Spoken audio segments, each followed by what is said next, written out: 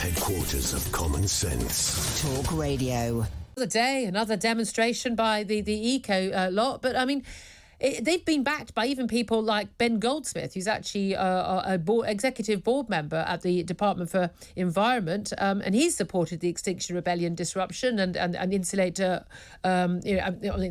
stop oil protesters. Do you think that these protests are actually achieving anything? I think they're annoying the public a great deal. So they've certainly achieved that. I don't think that they're going to change government policy very much, because the government is kind of in a corner now, because the energy crisis is already upon us, and if they go any quicker, they're just going to make things worse quicker. So no, I don't think they're going to achieve anything at all.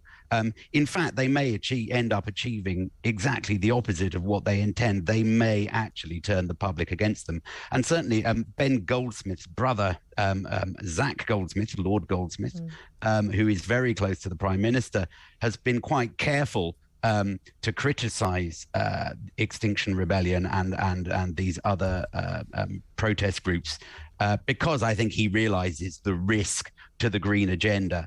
In fact, there are probably even bigger risks to the green agenda, like the cost of living crisis. Well, people waking up to it. And we're told again and again and again. I mean, every time I speak to someone from any of these environmental groups, so I'm told, we're in a climate catastrophe, climate crisis, the planet's about to end, human civilization can end. All these phrases that the Guardian and the BBC just use routinely in supposedly neutral news copy. These are absolutely political statements, largely not grounded in fact. I think most people who are paying attention to the facts can say. But we have had this sort of almost this political consensus, it would appear, in public for quite a long time about the net zero target being absolutely the target. But even those who think that actually politically and environmentally that is a good idea, I personally think it's genuinely insane to have that target for 2050, and I would say immoral as well. But even people who agree on that, they also still accept that we're going to have to carry on using fossil fuels, not just until 2050, but even long after 2050, in terms of having a reliable, secure and affordable energy in this country. We're not going to replace everyone's central heating by 2050. That's just simply not going to happen. So these demands they're totally unrealistic, aren't they? Absolutely. And I think it's a mistake to think that the whole climate catastrophe movement is driven by anything rational. It absolutely isn't. This is essentially a religious movement. It's driven by emotion.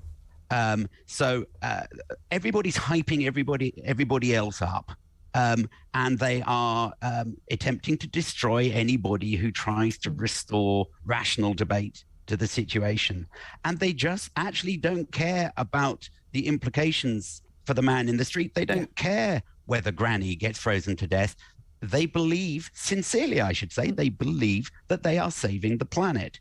But they haven't thought the science through. The science, I mean, if you ask those people at Lloyd's of London whether they have thought about the science or looked at data or anything, of course they haven't. No, and that's the issue, isn't it? I've been asking politicians for the last few years, whenever they announce a new green policy and everyone goes, oh, wonderful, save the planet, oh, but it doesn't go far enough. That's always the response we get. I always say, how much is this going to cost, and who's going to pay for it? That's what I wonder. How much is it going to cost? And they have no idea. And they never have any idea. But that's an interesting thing. All the eco activists I've spoken to recently about these demonstrations and ending the investment in new fossil fuels, they say, but ignoring the fact that we're going to need things like extracting shale gas, and we're still going to need North Sea gas and oil for very many years to come. And even the people who are genuinely in favour of moving to a net zero or further than that, highly renewable energy, accept that that's going to happen for decades to come.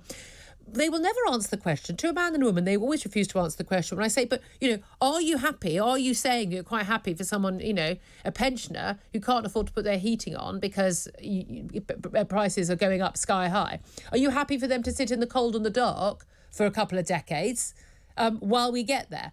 And they never seem to want to answer that, but that's the reality. The lesser of two evils, don't they? They think that okay, we will lose a few old folk at the moment, but we are saving millions in the future. They genuinely believe that millions of people are going to die in a couple of decades' time. Yeah. Again, of course, this is not what the Intergovernmental Panel on Climate Change says. They're talking about a rather small hit to GDP if we do nothing.